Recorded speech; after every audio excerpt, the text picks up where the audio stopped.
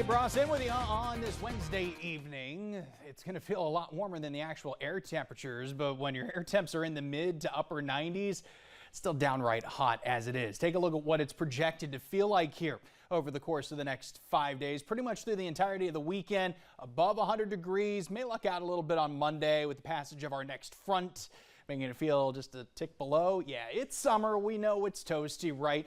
Let me give you a little bit of kind of run through, if you will, of what these things mean. We talked about a heat advisory. Well, what exactly does that mean? Well, it means we've got those heat index values of 105 to 109 for 2 or more consecutive hours. Once you start getting those heat index values above 110, now you're talking excessive heat. So likely the National Weather Service would issue a watch ahead of that if there's at least the potential. And if it's likely, they'll jump straight to that excessive heat warning. No signs of excessive heat, but certainly taxing heat advisory criteria out there for the time being. Even tonight, downright muggy. Upper to middle 70s right along the coast.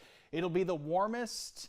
Lows near 80 even along the beach in some cases, and we're back to the mid-90s tomorrow. Now, the only relief we'll wind up getting would likely come in the form of some showers and storms. Hazy, hot, and humid, though. Some of those could even be on the severe side. So I point your attention to that to say keep an eye on your WECT First Alert weather app. Make sure you're ahead of any oncoming or developing storms. Outside we go, downtown Wilmington, our Bob King GMC First Alert Skycam high atop the Murkison building. So we'll look at partly cloudy skies and 90-degree temperatures. Oh, finally, it feels a little less than 100 degrees. Not by much, thanks to a dew point in the lower 70s and a south wind at 16. It's basically like cranking the heat in your car in the middle of summer, just like when you turn it on normally, right? You get that blast of heat. Other heat index values up above 100 degrees, even pushing that excessive heat criteria, but we're talking the really top of heat advisory criteria for Clinton at this point going forward. For the rest of the evening, we'll dip back into the 80s. Even 9, 10 o'clock, I expect to still be holding on to some 80-degree temps.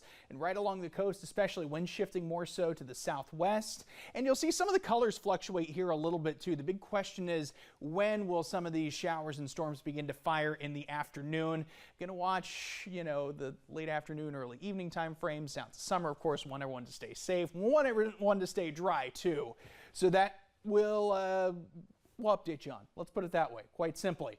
70s converting back to 80s and 90s for your Friday. So wrapping up the work and vacation week for some of you that are in town and, you know, enjoying the beaches. A low to moderate risk for rip currents for tomorrow. Okay, so maybe that'll be the place to beat the heat, but just play it safe in the water. Water temps now in the lower 80s. Rains and storms with lightning coming into parts of Robeson County right now.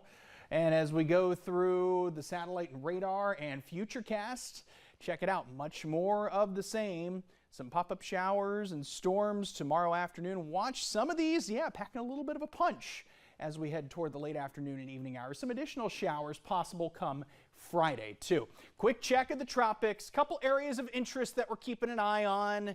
And some low to medium development odds here the next 2 to 7 days. Nothing imminently threatening us though here in the Cape Fear, so we'll take you to the 7-day and feature plenty of lower and middle 90-degree temperatures, Fran. So most important thing is going to be just beat the heat as best you can. Stay inside during those peak heating times. Oh, that is great advice. Thanks so much. The National Weather Service is reporting an uptick in rip currents